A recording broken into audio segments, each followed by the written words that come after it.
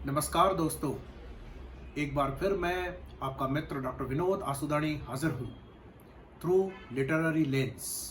हाँ जी, यही नाम है हमारे चैनल का। हम अलग अलग साहित्यिक कृतियों पर चर्चा करते हैं और आपसे बातचीत करते हैं। तो आज की शाम बहुत ही ख़ास होने वाली है। जी हाँ, ख़ास क्यों होने वाली है कि आज हम एक गज़ल सुनेंगे और फिर उस गज़ल पर गुफ्तगू भी करेंगे। आप सोच रहे होंगे कौन सा शायर है? जी हाँ, बिल्कुल सही सोच रहे हैं। हमारे अपने शायर, बिल्कुल वही शायर जिन्हें हिंदुस्तान जानता है, जिन्हें सिंधी जगत जानता है, हिंदी दुनिया जानती है और उर्दू के चाहने वाले भी जानते हैं। बिल्कुल, राजेश आसुदानी रक़ी, गज़ल के एक सशक्त हस्ताक्षर, जिनकी गज़लों में जमालियत भी है, जिनकी गज़लों में गज़लियत भी है, जिनकी गज़लों में मोहब्बत भी है, जिनकी गज़लों में तंज़ भी है, जिनकी गज़लों में चिंतन भी है। तो राजेश जी, आपका बहुत बहुत स्वागत इस गज़ल की महफ़िल में, इस थ्रू लिटरेरी लेंस के मंच पर। ये आप ही का मंच है, आप ही इस मंच को संवारते हैं, सजाते हैं, चलाते हैं। तो आज हमारे सामाईन को, हमारे नाज़रीन को, हमारे श्रोताओं को आप अपनी एक खूबसूरत गज़ल से नवाजें। जी विनोद जी, ज़रा नवाजी है आपकी, आपने बड़ी तारीफ़ कर दी।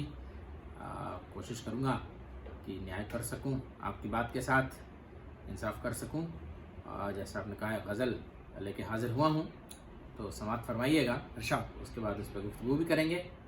तो यूँ है मतलब कि रश्क सा होने लगा है मुझ पे वीरानों को आज। वाह, रश्क सा होने लगा है मुझ पे वीरानों को आज, किस कदर तन्हा किया है तुमने दीवानों को आज। वाह वाह वाह वाह वाह। शुक्रिया, आप क्या, शुक्रिया, कितनी ऊंची शुक्रिया। बात, कितनी बात कहते हैं कि बिल्कुल अरे, सोचने पर मजबूर कर देते हैं कि रश्क सा होने लगा है मुझ पे वीरानों को आज, किस कदर तन्हा किया है तुमने दीवानों को आज। और ये शेर सुनिएगा कि आज जो दिल लुट गए हैं उनकी यहाँ महफिल सजी है। वाह वाह वाह वाह। आज जो दिल लुट गए हैं उनकी यहाँ महफिल सजी है, शाम ही से खोल दो सारे मैखानों को। वाह वाह वाह वाह वाह वाह साहब, बिल्कुल ये बिल्कुल शाम है। ये वक्त भी मैं बता दूं अपने सुनने वालों की, शाम का वक्त है, बिल्कुल शाम के 6 बजे हैं, बिल्कुल शाम के समय। इतनी खूबसूरत शायरी आप लोग सुन रहे हैं, तो शायद फिर से फरमाइएगा। जी साहब, कि आज जो दिल लुट गए हैं उनकी यहाँ महफिल सजी है, शाम ही से खोल दो अब सारे मैखानों को आज। और इसको जलना है अकेले वाह वाह, ख्वाहिशों की मजार पर। वाह वाह, ख्वाहिशों के मजार पर। इसको जलना है अकेले तुरबतों पे ख्वाहिशों की, इसको जलना है अकेले तुरबतों पे ख्वाहिशों की, इस शमा से दूर रहना कह दो परवानों को आज। क्या बात है, क्या बात है। इसको जलना है अकेले तुरबतों पे ख्वाहिशों की, इस शमा से दूर रहना कह दो परवानों को आज। और तुमको बस रुस्वा करेंगी ख्वाहिशें ये जहान। वाह, बिल्कुल बिल्कुल। तुमको बस रुस्वा करेंगी ख्वाहिशें ये जहान में, दिल में अपने दफन कर लो तुम भी अरमानों को आज। वाह वाह, दिल में अपने दफन कर लो तुम भी अरमानों को आज। और किसकी यहाँ तुरबत बनी है, तन्हाई कुछ कम हुई है। क्या बात है, क्या बात किसकी यहाँ तुरबत बनी है, तन्हाई कुछ कम हुई है। किसने महकाया है आखिर इन बयाबानों को आज। वाह वाह वाह वाह। किसने महकाया है आखिर इन बयाबानों को आज। और मुझको जो पहचानते थे कल तो बस वही खफा थे। वाह वाह। मुझको जो पहचानते थे विनोद जी, जी, कि मुझको जो पहचानते थे कल तो बस वही खफा थे, अब तो नफरत हो चली है मुझसे अनजानों को आज। क्या बात है, क्या बात है। अब तो नफरत हो चली है मुझसे अनजानों को आज। और मैं तो बीती बात हूँ एक जिसका था कल तक वजूद। वाह वाह। मैं तो बीती बात हूँ एक जिसका था कल तक वजूद, क्यों जमाना याद रखे मेरे अफसानों को आज। क्यों जमाना याद रखे मेरे अफसानों को आज। रश्क सा होने लगा है मुझ पे वीरानों को आज, किस कदर तन्हा किया है तुमने दीवानों को आज। किस कदर तन्हा किया है तुमने दीवानों को आज। बहुत ही खूबसूरत गज़ल रागीब साहब। आपने कही है और सुनने वाले तो बस इस गज़ल के नशे में डूब गए हैं और क्या गुफ्तगू करें। शायर तो कह देता है, शेर में सभी कुछ आ जाता है, किंतु फिर भी बहुत बार ऐसा होता है कि शायरी हम लोग सुनते हैं, गज़ल सुनते हैं और वाह वाह मुंह से निकल जाती है, किंतु गज़ल में बहुत सारी ऐसी चीज़ें कही जाती हैं, बहुत सारी ऐसी बातें होती हैं जो शायद जिनको थोड़ा सा खुलासा करना पड़ता है, जिनकी वजाहत करनी पड़ती है, जिनको एक्सप्लेन करना पड़ता है, तो हम उन बातों के मर्म तक पहुंच सकते हैं। सबसे पहले तो इस गज़ल की जो इबारत है, जो शैली है, मैं उसके लिए ख़ास मुबारकबाद देना चाहूँगा शायर को कि जिस तरीके से उन्होंने लफ्ज़ों को उपयोग में लाया है, जिस तरीके से आप तुर्बत देखें, कम से कम तुर्बत ये लफ्ज़ 3-4 बार अलग अलग शेरों में अलग अलग माना लेकर के, अलग अलग अर्थ लेकर के हमारे सामने आता है। तो उस शेर की जो खूबसूरती है वो एक ही लफ्ज़ है, आप देखेंगे अलग अलग तरीके से अलग अलग सिचुएशन में उसको यूज़ किया गया है। तो ये कमाल है साहब, गज़ल को ये जो बनावट है वो बहुत ही कमाल है। तो मैं ऐसा लगता है कि एक मजा हुआ शायर, और जी हाँ बिल्कुल राजेश आसूदानी बता दो एक मजे हुए शायर है, हाई स्कूल में लिखी। तो मैं यही पूछना चाहूंगा कि इस गज़ल का जन्म कब हुआ और कैसे हुआ, इसकी जो तख्लीक की जो प्रक्रिया है, जो क्रिएटिव प्रोसेस है, उस क्रिएटिव प्रोसेस पर आप थोड़ी रोशनी डालेंगे तो हमें भी समझने में आसानी होगी। हाँ, मैं जैसा क्लियंट ब्रूक जो क्रिटिक हैं, अमेरिकन क्रिटिक, उन्होंने 3 बातें कही हैं किसी भी तख्लीक के मामले में, अदबी तख्लीक जो होती है। पहला तो ये जो डिफाइनेबल चीज़ें होती हैं, जिनकी हम परिभाषा कर सकते हैं, तो वो तो क्रिटिक कर लेता है। दूसरी चीज़ें डिफाइनेबल नहीं होती लेकिन नोएबल होती हैं, we can know them but we can not define them, we can not pinpoint them कि ये ऐसा ही है, बट वी कैन नो। और तीसरी जो चीज़ होती है वो इंस्पिरेशन और जो क्रिएटिव प्रोसेस है चीज़ का, वो क्रिटिक नहीं जान सकता, वो शायर खुद, तख्लीक़कार खुद ही जान सकता है। और इसलिए मैं पहले भी मैंने कहा है विनोद जी कि ये बहुत ज़रूरी है कि उसकी रचना पर उस शायर से, उस कवि से, उस लेखक से गुफ्तगू करनी बहुत बहुत ज़रूरी है।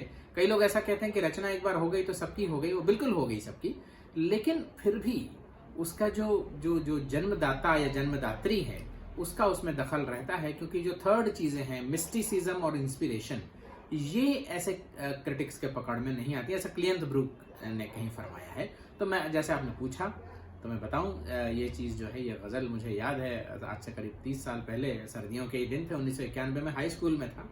तो हाई स्कूल का ज़माना आप जानते हैं बड़ा पसोपेश वाला टीनेज का ज़माना होता है। और मैं वैसे भी ये मानता हूँ विनोद जी कि जो रचना प्रक्रिया है वो तभी बरकरार रह सकती है जब आपका माइंड और हार्ट अनसेटल्ड हो। जी बिल्कुल, आप बहुत बड़ी बात कह रहे हैं। तो जनरली होता ऐसा है कि जब आप ज़िंदगी में कुछ आगे बढ़ते हैं, कम से कम 18-20 साल के होते हैं, तो ज़िंदगी में बहुत सारे बदलाव आते हैं, चेंजेस आते हैं।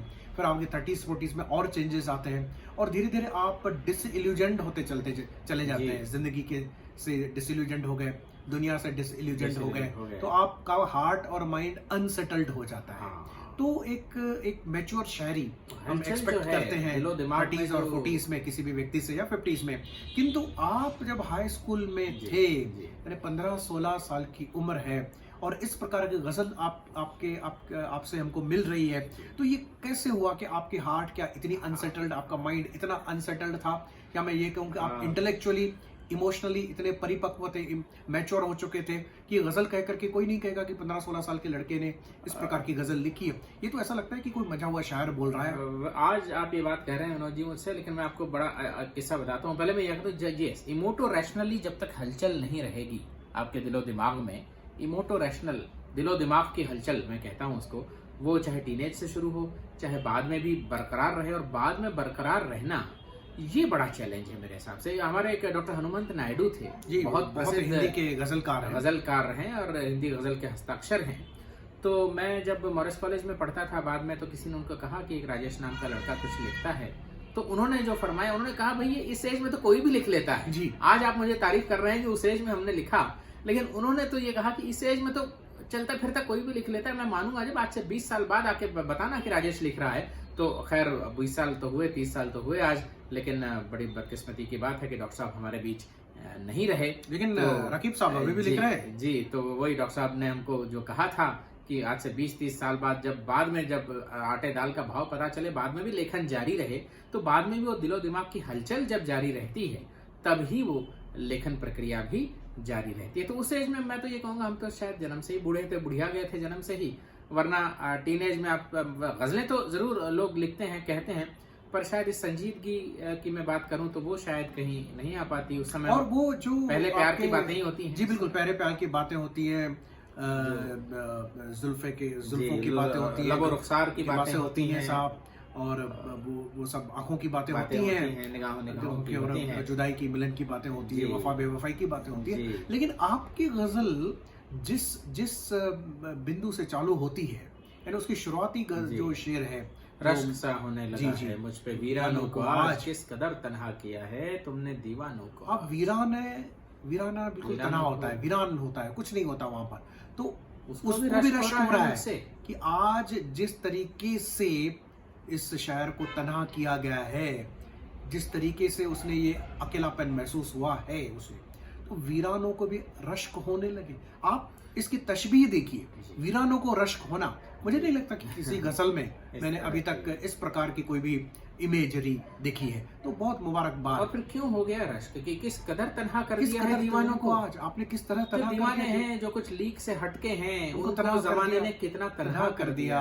कितना उनको छोड़ दिया है। बिल्कुल, तो ये आपने इसको यूनिवर्सल कर दिया, सारे दीवाने, चाहे वो मजनू हो, चाहे वो रांझा हो, चाहे वो पुनू हो या कोई भी हो, तो उन सारे दीवानों को इस कायनात ने जो तन्हा कर दिया, तो उसका दर्द आप इस शेर में उड़ेल कर लाए हैं, मैं तो ऐसा कहूंगा। और दूसरे तौर पे भी अगर आप इसको देखें, दीवाना जो होता है, जो पागल हो जाता है, अब नॉर्मल भी देखें, मेंटल इलनेस, मेंटल रिटार्डेशन की तरफ भी ध्यान दें, हम उनको तन्हा कर देते हैं। जी, हम छोड़ देते हैं, उनके साथ न बैठना चाहते हैं, उनके साथ न बात करना चाहते हैं, उनको इतना तन्हा कर देते हैं कि शायद वीरानों को भी उन पर रश्क होने लगता है। बहुत ही खूबसूरत और बहुत ही गहरी बात आप कह रहे हैं कि someone who is not conformist, who's out of the way, he is condemned to live the life of isolation, seclusion.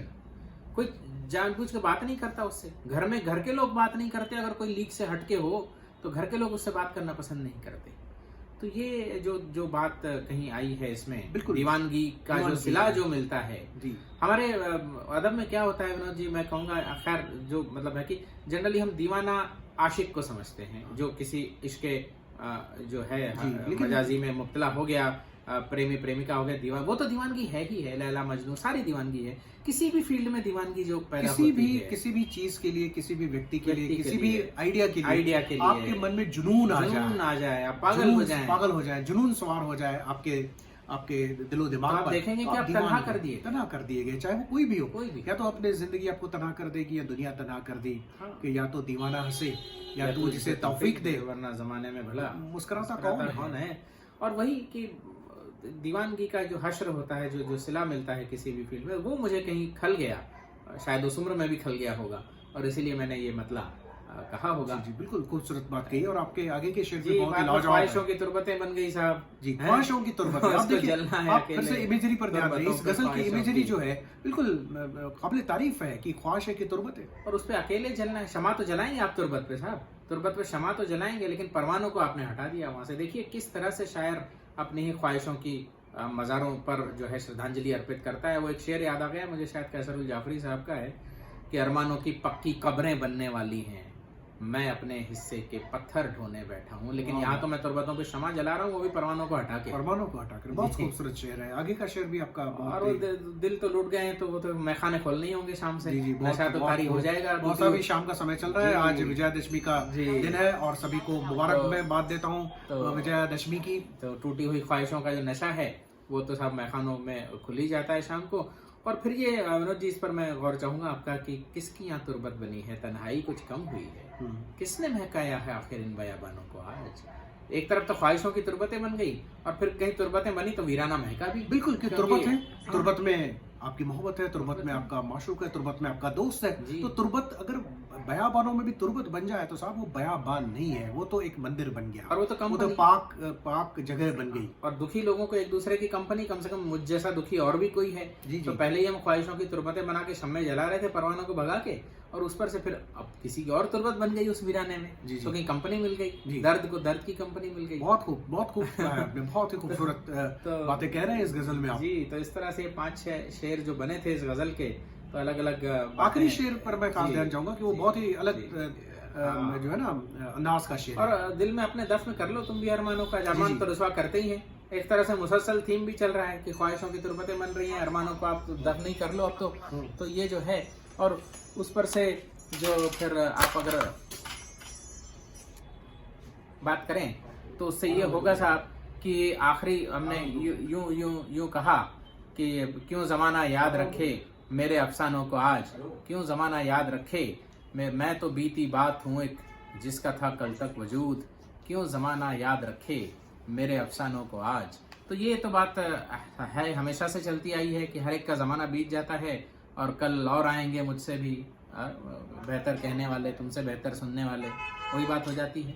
तो इसलिए इस तरह की कुछ बन पड़ी थी, तो मैंने सोचा सामाइन की खिदमत में अर्ज कर दूं, आप इस गज़ल बहुत ही खूबसूरत गजल है। और सामाइन आपने सुनी ये गजल, आप सोचें कितनी खूबसूरत गजल है। अपने कमेंट्स आप इस चैट बॉक्स में लिखें, आप अपने ओपिनियन से, अपने ख्यालों से हमें भी रूबरू कराएंगे और बहुत जल्द हम किसी और फिर कुछ लेकर आएंगे लेकर के आएंगे थ्रू लिटरेरी लेंस को। तब तक आप सब्सक्राइब करते रहिए, लोगों से इस चैनल के बारे में बातें करते रहिए और हमें भी मोटिवेट करते रहिए। नमस्कार, खुदा हाफिज़। खुदा हाफिज़।